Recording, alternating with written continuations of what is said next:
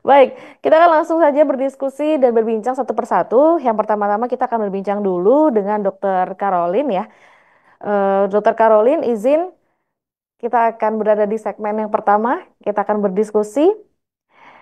Baik, eh, dokter kan dikenal juga sebagai edukator kesehatan reproduksi ya dok ya. Kalau kita lihat ini di akun Instagramnya di @Dr. Caroline Tirtayasa SPOGK, betul?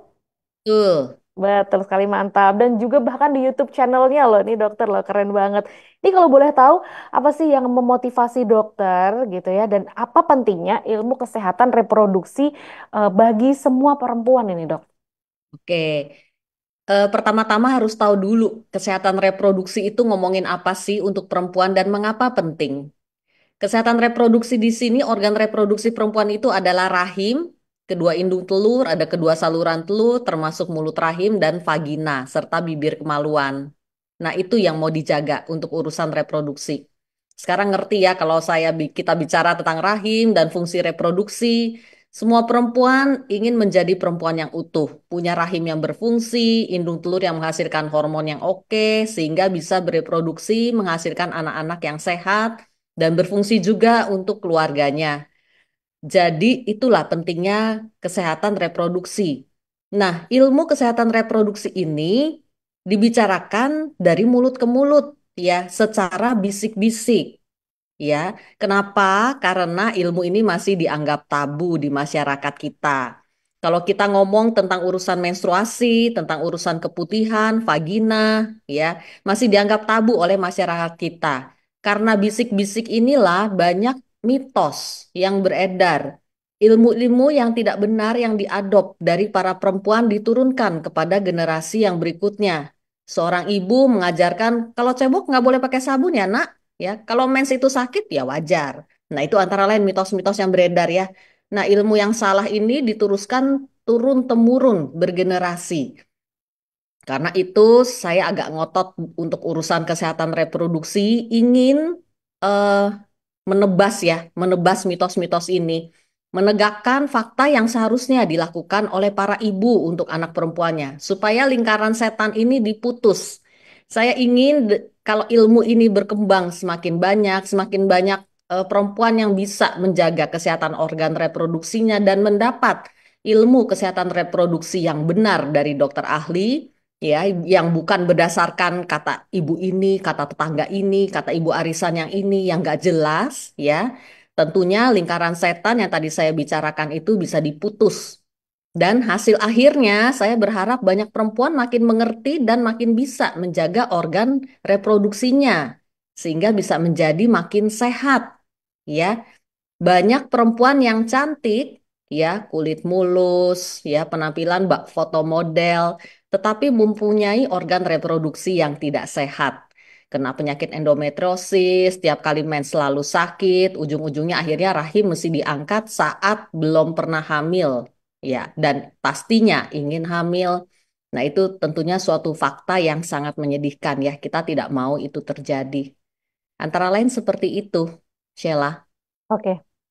Ya, baik. Jadi memang khususnya para wanita ya, kita begitu ya dokter ya, ini harus agak concern sedikit ya, memang ya itu bagian terpenting kita gitu ya sebagai perempuan gitu. Tapi kadang-kadang kita melihat ada penyakit-penyakit begitu ya, yang mana eh, kadang kita tuh abai atau menganggap sepele lah. Tadi dokter sempat mention kalau cebok jangan pakai sabun. Nah, itu sebenarnya kita tuh boleh nggak sih dok pakai sabun?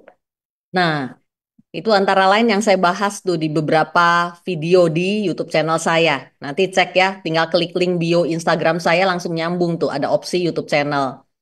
Untuk keputihan itu ada segmen tersendiri playlistnya. Playlist keputihan itu saya ajarkan cara cebok yang baik bagaimana, tentang keputihan yang harus diwaspadai seperti apa, ya, cebok itu harus pakai sabun atau tidak, sampai hal-hal detail ya, hal-hal detail tuh pakai celana dalam modelnya yang seperti apa, bahayakah memakai panty liner yang terlalu sering, dan hal-hal lainnya. Jadi cebok itu harus pakai sabun saat mandi, mandi pagi, mandi sore, itu ya sebaiknya pakai sabun ya. Karena organ kemaluan luar atau yang kita sebut genitalia eksterna, bibir kemaluan dan vagina sepertiga luar, itu mudah sekali terkena infeksi ya. Jadi cebok itu harus dibersihkan dengan air, bukan tisu basah ya. dan harus dikeringkan. Ya, airnya juga harus air bersih. Saat mandi, sekalian sabunin badan, sekalian sabunin juga area kemaluan yang di bawah, ya, saat mandi.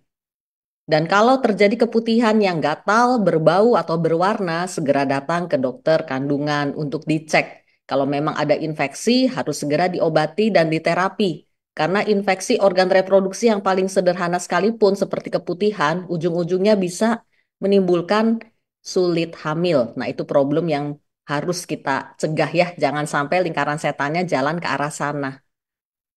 Oke. Tapi biasanya nih dok ya, masalah kesehatan reproduksi ini menyerang wanita itu umumnya di usia berapa sih? Nah, jadi perempuan yang diserang itu pasien saya yang paling kecil umur 9 tahun. Sudah terkena polip rahim. Ya, jadi dibawa ibunya ke saya di poliklinik dengan keluhan keluar benjolan sebesar bakso dari kemaluan. Anak 9 tahun. Ya, Oh my dan God. kita harus memotong tangkai polip. Tangkainya itu masuk ke dalam rahim. Jadi masuk ke dalam vagina, langsung masuk ke rongga dalam rahim. Dan itu harus di-cut, dipotong. Ya, akses untuk vagina anak umur 9 tahun nggak ada selain alat histroskopi kita. Ya, dengan alat histroskopi tersebut kita bisa masuk tanpa merusak selaput darah, memotong tangkai polip, beres. Anaknya tanpa rasa nyeri udah bisa langsung sekolah lagi. Itu karena apa ya dok ya? Kok bisa ya? Tadi agak-agak ngeri nih mendengarnya anak di usia 9 tahun ya sudah menderita polip.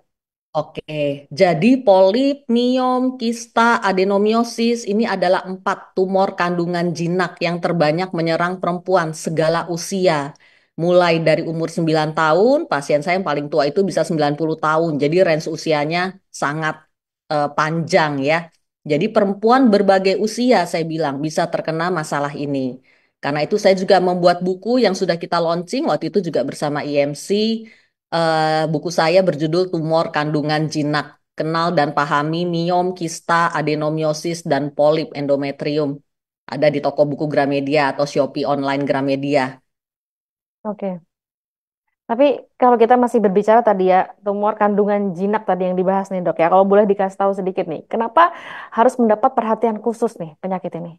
Oke, karena penyakit ini kalau kita bisa deteksi secara dini, berarti kan ukurannya masih kecil dong. Hmm. Tumor ini istilah umum untuk benjolan ya, sekali lagi ya. Jadi kalau tumor kandungan berarti benjolan yang mengenai organ kandungan.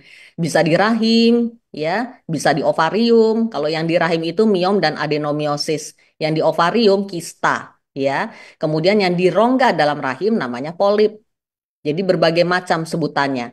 Dan benjolan ini kalau ukurannya makin lama makin besar, organ kandungan yang sehatnya tentunya tidak bisa dipertahankan lagi. Misalnya adenomiosis ukuran 7 cm, rahim sendiri ukurannya 7 cm. Jadi kalau adenomiosis 7 cm berarti seluruh rahim sudah berubah semuanya menjadi adenomiosis. Dalam kondisi seperti itu, ya rahim terpaksa harus diangkat. Ya, masalahnya adalah ketika pasiennya belum pernah hamil atau mau hamil.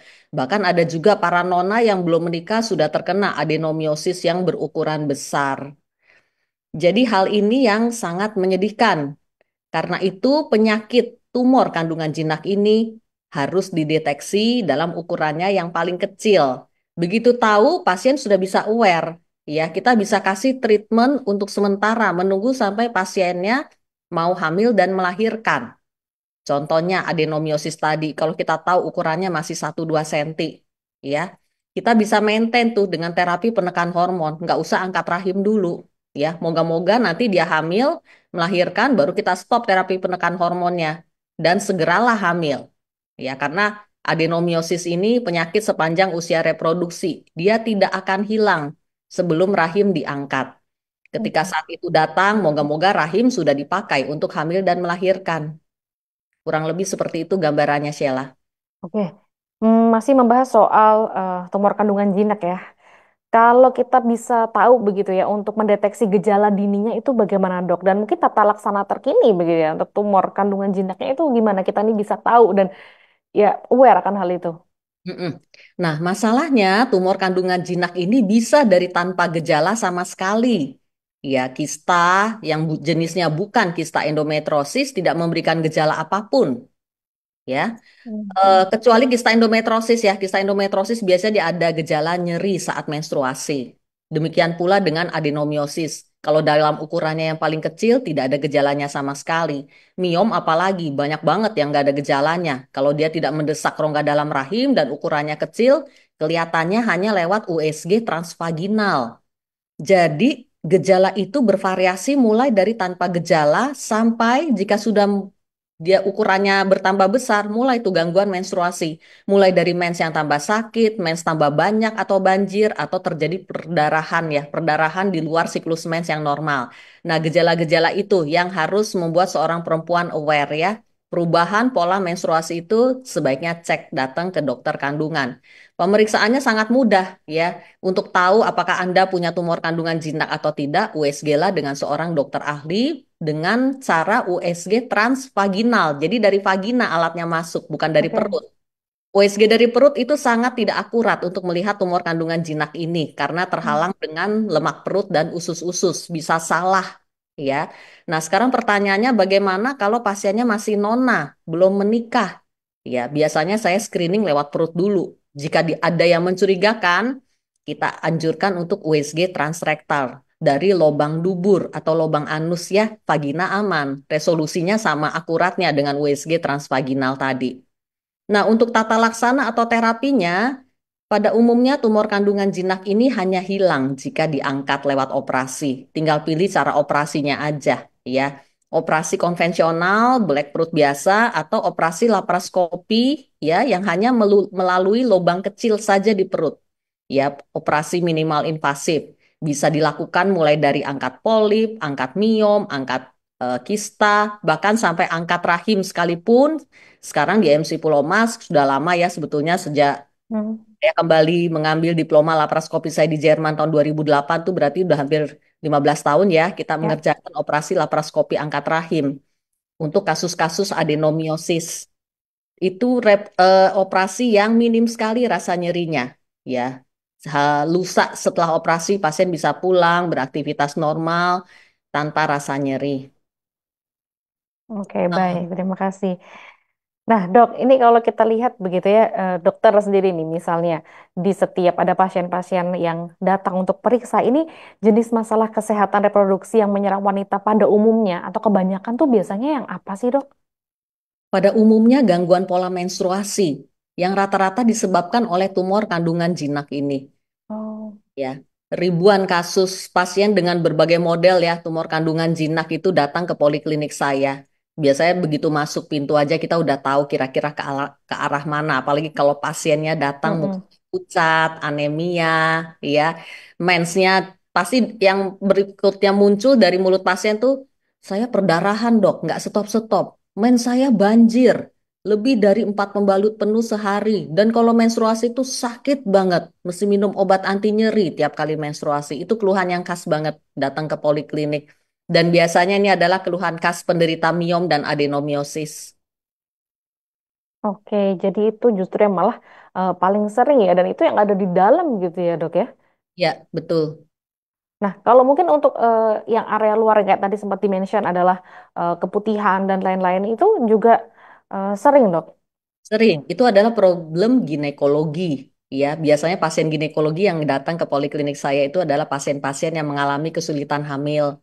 Menikah sudah lebih dari 1 tahun, tetapi tidak hamil-hamil juga. Nah, datang ke saya untuk program hamil. Program hamil yang bisa dilakukan mulai dari program hamil alami, inseminasi, bahkan bayi tabung. Oke, itu semua bisa ya, dok ya. Nah, Mantap sekali. Nah, eh, terakhir nih, dok, bagaimana kita ini bisa memelihara kesehatan organ reproduksi kita nih? Nah, untuk semua perempuan yang mau sehat, tentunya lakukanlah deteksi dini. Ya, deteksi dini yang saya bilang tadi. Jadi, kalau punya miom, kista, polip, adeno sudah bisa ketahuan dalam ukurannya yang paling kecil sehingga bisa ditreatment. Jadi nggak kaget-kaget tiba-tiba datang ke poliklinik ukurannya sudah besar ya sehingga organ reproduksi sehat sudah tidak bisa dipertahankan lagi. Jadi lakukanlah deteksi dini, check up rutin kandungan itu berupa pap smear dan USG transvaginal tadi. Pemeriksaannya tidak lebih dari 5 menit, bisa langsung dilakukan sekaligus, nggak bolak-balik, posisi ngangkang di depan dokter, ya. Dan hanya dilakukan setahun sekali saja cukup, dianggap kado, hadiah untuk diri sendiri. Lakukanlah di setiap tanggal ulang tahun, ya. Jadi nggak lupa kasih hadiah buat diri sendiri. Hari ini saya ulang tahun, ke dokter kandungan check up pap smear dan USG transvaginal. Pemeriksaannya simple dan tidak nyeri. Oke, baik. Jadi pap smear itu juga sepenting itu ya sebenarnya dok ya untuk para perempuan-perempuan ya. Betul, pap smear itu tujuannya untuk deteksi dini kanker mulut rahim. Kalau USG transvaginal tadi untuk melihat yang ada di dalam, yang tidak Mm-mm. terlihat dari luar. Ya, seperti polip, miom, kista, dan adenomiosis tadi tidak terlihat dari luar memang. Karena itu perlu Mm-mm. matanya itu USG transvaginal tadi. Ya, dan itu bisa per tahun ya, tidak harus beberapa bulan sekali. Jadi cukup setahun sekali untuk kita Ya, cek keseluruhan organ dalam kita itu bisa betul. ya dok ya. Cukup setahun sekali kecuali ada gejala sebagai berikut. Kalau perempuan gampang ingatnya, merah untuk perdarahan, putih untuk keputihan, dan nyeri perut bawah. Tiga ini yang mengharuskan seorang perempuan datang ke dokter kandungan. Perdarahan, keputihan, dan nyeri perut bawah. Tiga itu aja yang diingat. Nah, kalau Oke. terjadi gejala seperti itu ya segera datang dong, jangan tunggu 1 tahun. Jadi harus aware pokoknya dengan apa yang kita rasakan ya dari tubuh kita. Oke, baik. Dokter Caroline, terima kasih banyak untuk Terima kasih, diskusinya di segmen Sheila. satu.